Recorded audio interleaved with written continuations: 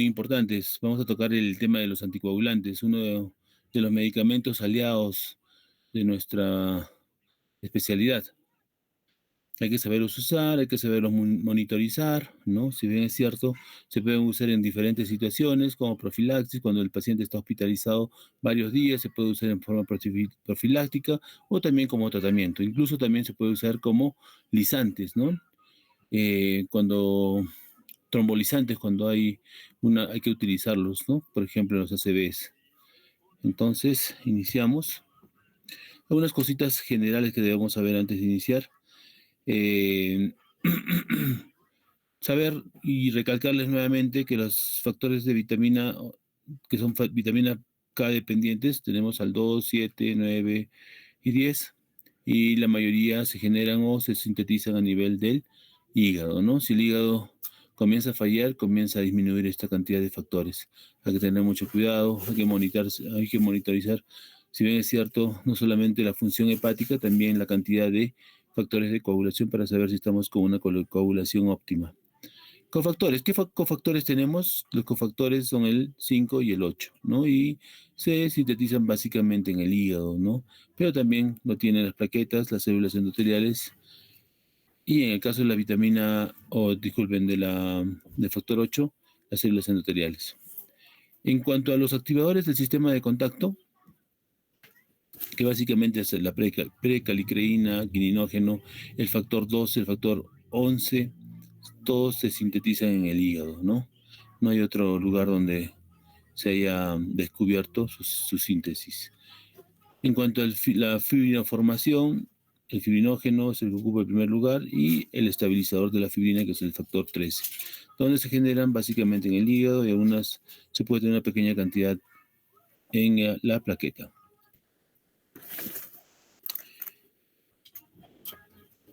¿Cuáles son los anticoagulantes naturales? Sabemos cuáles son los anticoagulantes naturales de nuestro organismo. Tenemos la antitrombina, básicamente la antitrombina 3, que inhibe el factor 2 y el factor 10 activado.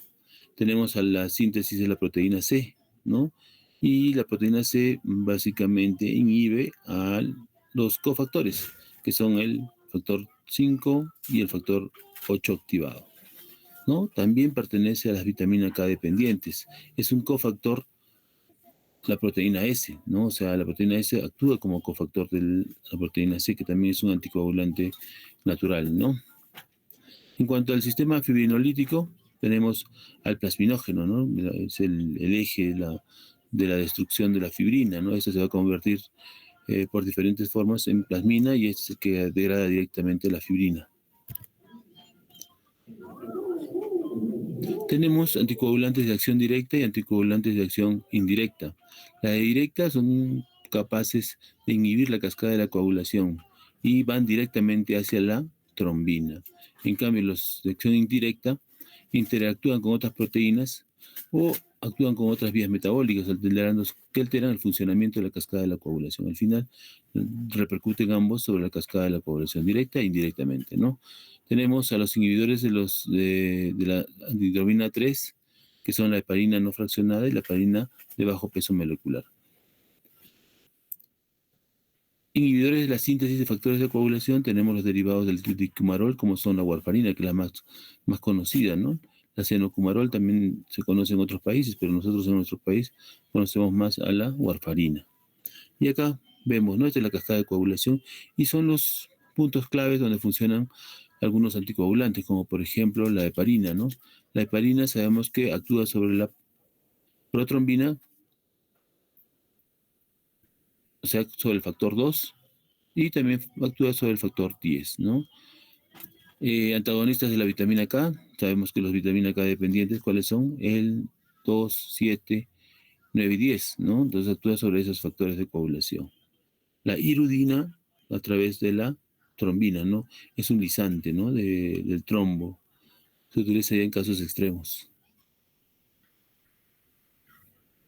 La heparina no fraccionada. Por mucho tiempo, la heparina no fraccionada ha estado como un medicamento aliado de los hematólogos para usar como anticoagulante. Muchos años, creo que hasta los años 80, 90 se ha estado usando de forma rutinaria, se usaba, ¿no? Actualmente se usa la enoxaparina, ¿no? La enoxaparina del año 90 se comienza a usar en forma rutinaria.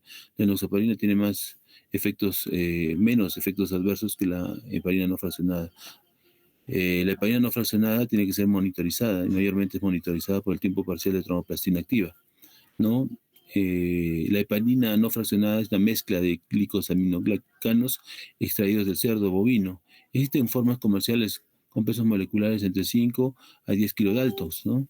Se une directamente a la antitromina 3, produciendo un cambio conformacional que aumenta la capacidad inhibitoria de la enzima como factores de coagulación. ¿Cuál es? La trombina, el factor 10 y el factor 9, ¿no? Actúas básicamente sobre ellos.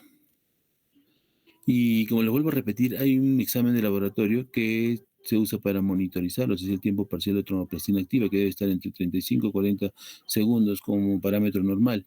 Y cuando uno anticoagula debería estar en 60 a 70 este valor, ¿no? Uno puede decir, si está entre 60 y 70 segundos, podría decir que el paciente está bien anticoagulado, ¿no? Y acá vemos, ¿no? Dónde funciona, ¿no? A nivel de la trombina y a nivel del factor 10 activado. Potencia a la antitromina 3, ¿no? ¿Cuál es su farmacocinética? La vida media de la heparina depende del tamaño de las moléculas y la dosis administrada. El sistema es saturable, de modo que una dosis de 100 unidades internacionales por kilogramo en bolo endovenoso, ojo que la vía de la heparina no fraccionada es endovenosa, es depurada más o menos en una hora, mientras que una dosis de 25 unidades por kilogramo solo en media hora, ¿no? El efecto anticoagulante no lineal en dosis terapéuticas, o sea, intensidad, duración aumentada de la dosis, es proporcional al aumento de la dosis. A diferencia de los anticoagulantes orales, no cruza la barrera placentaria y no se asocia a malformaciones fetales o por alguna droga de elección durante el embarazo, ¿no? Es una anticoagulante seguro, al igual que la enoxaparina, que es la heparina de bajo peso molecular, que vamos a ver posteriormente. ¿Dónde podemos usarla? Como profilaxis en enfermedad tromboembólica, dosis pequeñas en situaciones de riesgo, ¿no? Tratamiento para patologías tromboembólicas agudas, como el síndrome coronario agudo, el infarto agudo de miocardio, tromboembolismo pulmonar, trombosis venosa profunda, trombosis de seno venoso, trombosis mesentérica. Tiene un gran uso y es muy efectivo, solamente lo malo de esto es que hay que estar monitorizando cada rato, ¿no? La dosis terapéutica se recomienda la vía endovenosa continua con bomba de difusión, no intramuscular porque puede generar hematomas. Dosis profiláctica se recomienda por vía subcutánea con intervalos administrados de 8 a 12 horas debido a que la absorción es mucho más lenta que cuando se usa una vía endovenosa. Las dosis profiláctica es de 5.000 unidades subcutáneas cada 8 a 12 horas y el tratamiento en el síndrome coronario y en las enfermedades tromboembólicas se puede usar hasta 70 a 80 unidades por kilogramo peso en infusión de 12 a 15 unidades por kilogramo hora, ¿no? Y también puede ser en las enfermedades tromboembólicas en 18 unidades por kilogramo por hora, ¿no? Tenemos que controlar, como lo vuelvo a repetir, cuál es el examen de laboratorio que nos ayuda a controlar, es el tiempo parcial de tromboplastina activa y su valor, como lo vuelvo a repetir, es de 1.5 a 2.5. Como les dije en un ejemplo, de si fuese 40 su valor normal, entonces tendríamos que llevarlo hasta 65, hasta 70, 75 segundos, ¿no? Para saber si estamos bien anticoagulados. Tenemos que titular las dosis, sí podemos titular la dosis, sobre todo, ¿en quién titulamos la dosis? En pacientes pediátricos o neonatos, ¿no? Hay que tener mucho cuidado con ellos. En ellos, de verdad, este anticoagulante es muy inofensivo, ¿no? Reacciones adversas, sí tenemos reacciones adversas, ¿no? Sobre todo el sangrado, una sobredosis de esta puede generar un sangrado, ¿no? Y esto se puede revertir cuando se suspende la infusión y puede demorar más o menos entre 1 o 2 horas más o menos su reversión, ¿no? El uso prolongado también puede producir osteoporosis. Está también asociado a formación de complejos inmunes, ¿no? Esto también cuando una resistencia a la heparina, ¿no? Y hay exámenes de laboratorio que pueden discriminar o pueden detectar si estamos frente a una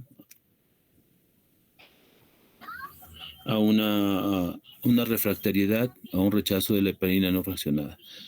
Sobre todo en la vida común, ¿no? Sí, uno de los exámenes es el tiempo de reptilasa, ¿no? Acá tenemos un ejemplo de dosis, ¿no? Una mujer de 50 años, le ponemos con 75 kilos, ingresa con un diagnóstico de tromboembolismo pulmonar, ¿no? Tiene con un TPTA, que es el tiempo parcial de tromboplastina activa, basal de 30 segundos. Nosotros comenzamos la anticoagulación y la anticoagulación puede ir hasta 45 o 75 segundos, ¿no? Como les mencioné anteriormente. El bolo inicial puede ser 80 unidades por kilogramo, o sea, 6.000 unidades, y podemos continuar con una infusión inicial de 18 unidades por kilogramo, o sea, más o menos 1.350 unidades por hora. Eso más o menos es 13.5 cc, ¿no? Ahora vemos otra de las heparinas que actualmente se usa mucho, ¿no? En tiempo de pandemia se ha usado un montón para prevenir eh, la formación de coágulos o de trombosis, que es la heparina de bajo peso molecular, llamada también enoxaparina. Es una depolimerización química o enzimática de la heparina no fraccionada. O sea, es una molécula más fina que la anterior, ¿no? Produce moléculas más pequeñas de peso molecular de 1 a 10 kilodaltons, denominadas heparinas de bajo peso molecular. Tal como la heparina no fraccionada, aceleran la inhibición del factor 10 y la trombina, por lo tanto, potencian a la antitrombina 3. Se diferencia en que esta heparina de bajo peso molecular inhibe más al factor 10, o sea, tiene una predisposición más, o tiene un blanco más hacia el 10 que es el 2, ¿no? O sea, tiene una afinidad más por el factor 10 que el 2. Y acá vemos un esquema, ¿no? Ahí vemos el factor 10, ahí vemos también la antitromina. Esto potencia a la enoxaparina para poder generar e inhibir el factor 10, o frenar su acción del factor 10, ¿no? Dentro de la farmacocinética, hacer moléculas más pequeñas que la heparina no fraccionada, tiene una mejor relación dosis-respuesta, no requiere monitorización, ¿no? A diferencia del otro, ¿no? Que necesitamos el tiempo parcial de tromboplastina activa, tiene menor unión a macrófagos y células endoteliales, por lo que también puede generar menos efectos resistentes o refractariedad, ¿no? Hacia el tratamiento. Tiene una biodisponibilidad del 90% por posadministración subcutánea, ¿no? Su vía básica de administración es la subcutánea, ¿no? Subcutánea.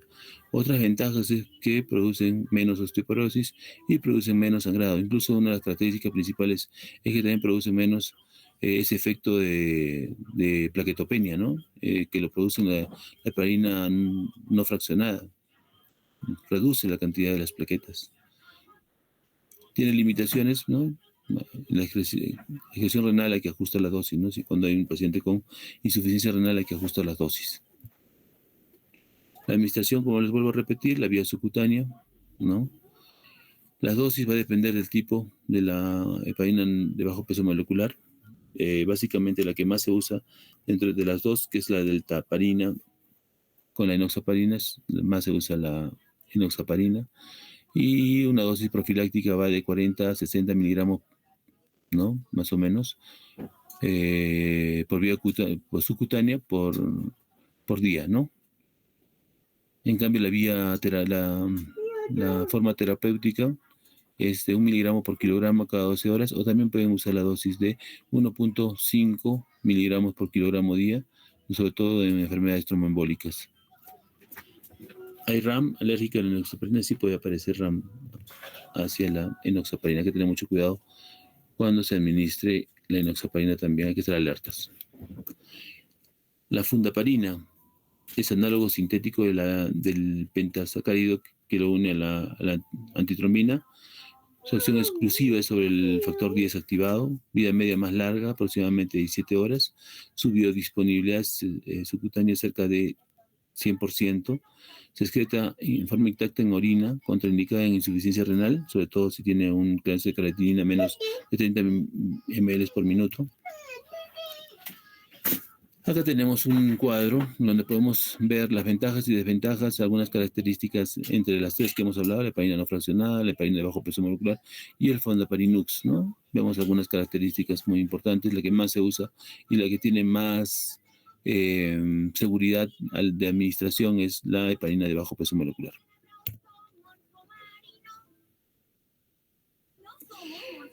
En el caso de la heparina no fraccionada, uno de los antídotos importantes es el sulfato de protamina, ¿no?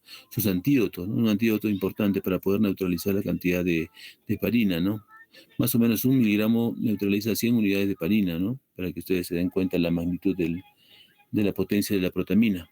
Pero la protamina como que no se consigue fácilmente, ¿no? Por lo tanto, también no se usa bastante lo que es la heparina no fraccionada. Por eso nos quedamos con la heparina de bajo peso molecular.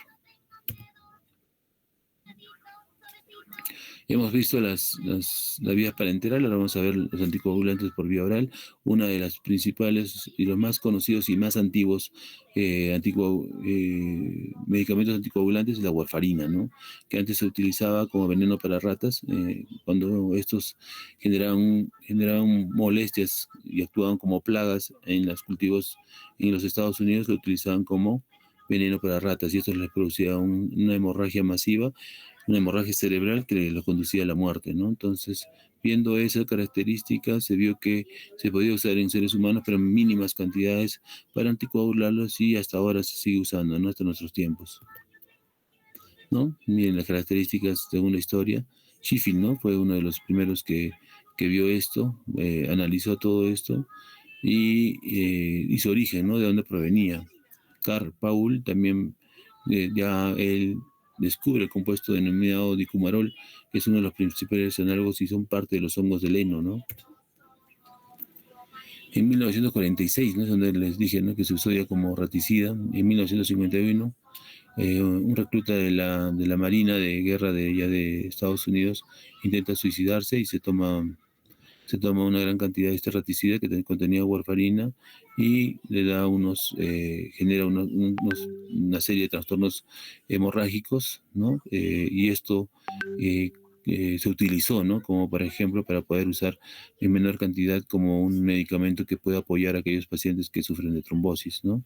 El paciente se recuperó y bueno, pero le generó un trastorno hemorrágico generalizado. Mecanismo de acción. Tenemos que la warfarina depende o neutraliza a los factores de coagulación que sean vitamina K dependientes, pero no solamente a los factores de coagulación vitamina K dependientes, sino también a los anticoagulantes naturales como son la proteína C y S, ¿no? Entonces, este anticoagulante tiene una característica muy especial. Primero es procoagulante y después se vuelve un anticoagulante. Entonces, siempre cuando uno inicie con este anticoagulante, chicos, tiene que iniciar primero con doble anticoagulación, ¿no? Doble anticoagulación. La primera, podemos usar la enoxaparina por 4 o 5 días hasta que haya adherencia del anticoagulante vía oral y posteriormente podemos usar la warfarina por el resto de la anticoagulación que puede durar hasta 3 meses. Acá está, ¿no? Más o menos de una manera resumida y esquemática, que la vitamina, usar el anticoagulante oral, que es la warfarina, puede reducir la vitamina K y por lo tanto va a afectar a los factores de coagulación que son derivados de la vitamina K, ¿no? El 2, 7, el 9 y 10. En cuanto a la farmacocinética, su buena solubilidad de lípidos le permite ser absorbido rápidamente y completamente desde el tubo digestivo. Y explica por qué son capaces de traspasar incluso la barrera placentárica. Por eso no se les administra warfarina a las gestantes, ¿no? En el plasma circulan unidos a la albúmina en un 98%, de la cual se liberan para entrar a los hepatocitos donde se alteran la síntesis de proteínas y son metabolizados por oxidación, ¿no? Entre los cumarínicos más importantes, el acenocumarol y la warfarina, ¿no? La warfarina, su vida media es de 40 horas aproximadamente y su efecto dura de 2 a 5 días, ¿no? Los residuos se eliminan por vía renal, ¿no? Tienen un apego por el metabolismo renal. Su uso clínico es un buen anticoagulante, previene la progresión y recurrencia de eventos trombóticos, ya sea el TEP o el TBP, que son el tromboembolismo pulmonar o la trombosis venosa profunda. Prevención de embolias sistémicas en pacientes, ¿no?, que tengan una fibrilación auricular o antecedentes de valvopatías coronarias por algún problema cardíaco. La administración es muy buen controlador de la terapia de test funcional. ¿Quién controla esto? En el tiempo de protomina a través del INR, ¿no?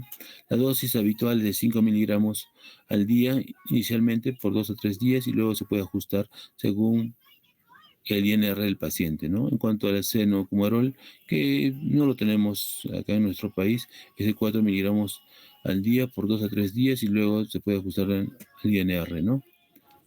Hay que disminuir siempre la dosis de carga en ancianos y pacientes que estén enflaquecidos o desnutridos o que tengan alto riesgo hemorragíparo, ¿no? Y ya sabemos cómo sale el INR. El INR es muy importante para evaluar cómo estamos yendo en la anticoagulación. Hay que saber siempre el PT del paciente, el PT normal, y todo esto se eleva a la ICI y así sale el INR, ¿no?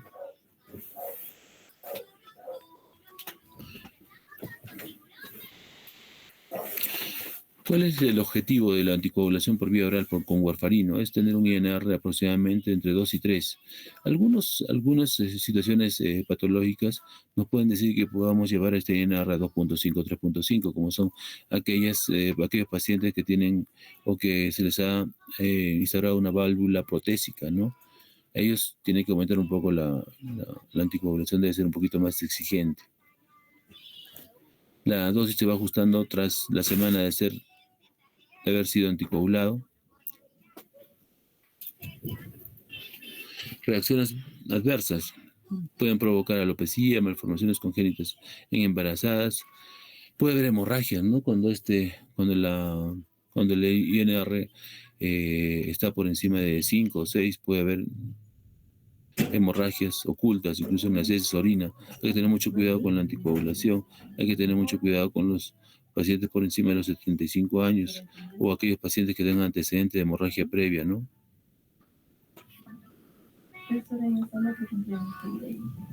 Una de las reacciones adversas más temidas o de mucho cuidado son la necrosis cutánea por los anticoagulantes orales, ¿no? Esto puede ocurrir habitualmente de 3 a 8 días después del uso. Hay que estar atentos, ¿no?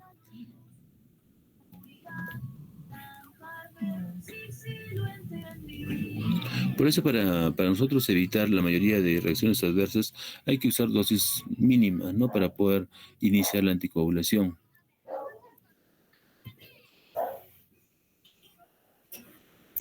Si nosotros queremos suspender este anticoagulante, ¿por qué? Porque tal vez el paciente va a ser sometido a una intervención quirúrgica, tenemos que suspender la anticoagulación por lo menos 4 o 5 días, ¿no?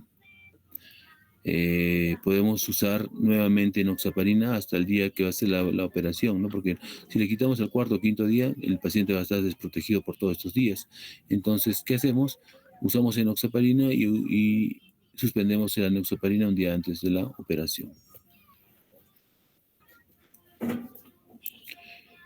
Interacciones. Tiene un montón de interacciones la warfarina, ¿no? Con aquellos medicamentos digestivos como antiácidos, como magnesio, omeprazol, parafina líquida, inhiben, ¿no? O potencian la acción de la warfarina.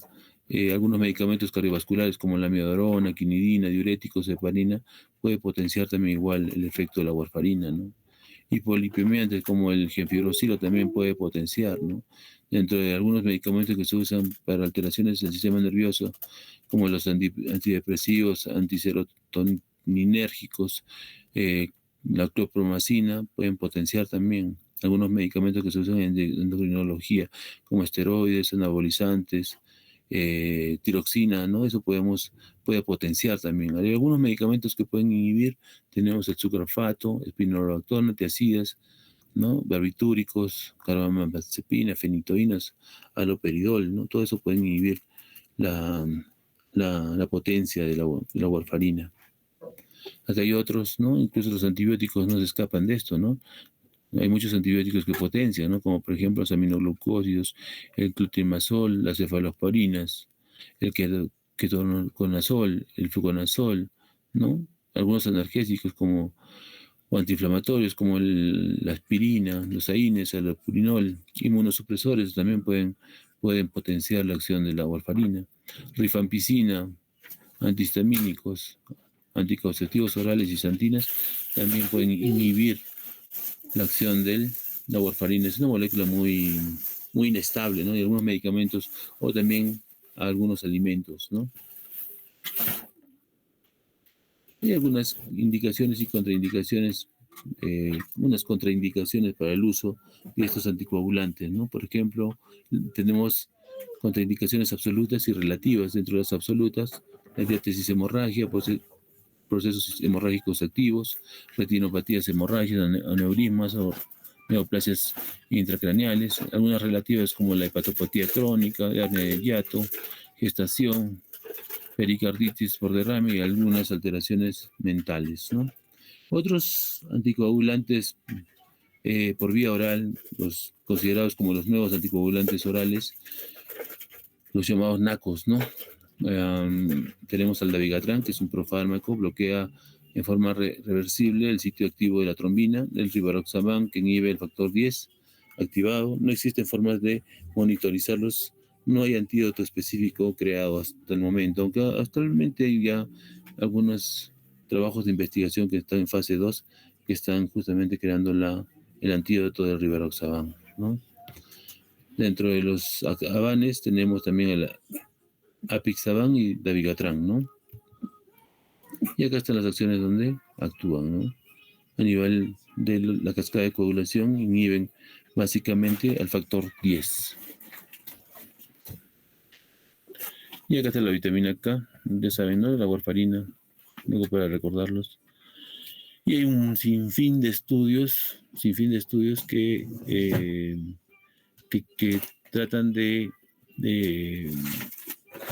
mencionar que los nuevos anticoagulantes orales son mejores que la warfarina, ¿no? Y hay una comparación de cada uno de ellos, ¿no? Cada uno tiene sus ventajas y desventajas para poderlos usar, ¿no? La dosis también de cada uno de ellos.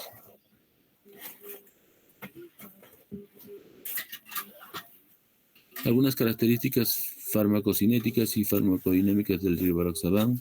Su objetivo siempre es el factor 10. Su biodisponibilidad oral es 80-100%, su vía media es de 11 a 13 horas. Su unión a proteínas plasmáticas va del 92 al 95%. La eliminación, el 66% es renal y 33% es del hígado. Y algo importante que no necesitan de monitorización, ¿no? Y acá está pues uno de los estudios que siempre va respaldando al rivaroxaban, es el estudio Rocket, ¿no? En donde dice que pues bueno, la comparan con la warfarina y tiene una serie de ventajas, ¿no? Pero esto es básicamente para la fibrilación auricular, ¿no?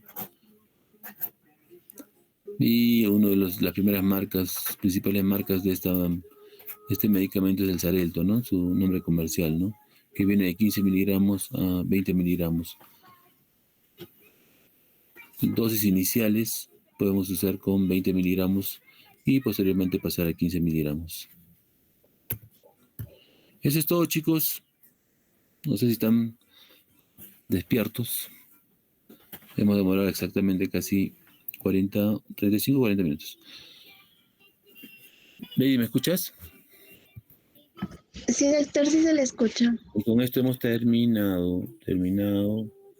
Sí, doctor, gracias por realizar la clase. Las clases teóricas hemos terminado. Y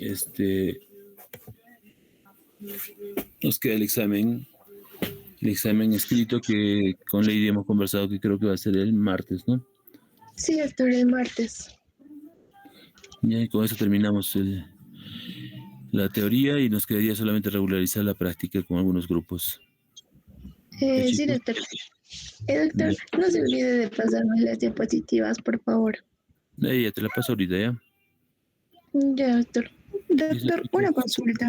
Sí, dígame. El tiempo parcial de plastina activada, ¿cuánto era el valor normal en adultos y en niños? El rango inferior es de 30 segundos y el rango superior lo consideran algunos 35 segundos hasta 40 segundos. Ese es el rango. Ya. Gracias. Ujú. Chicos, ¿algo más? ¿Alguna pregunta más? Hemos hablado rápidamente, ¿no? Esto de los anticoagulantes, pero espero que lo lean, repasen bien las diapositivas.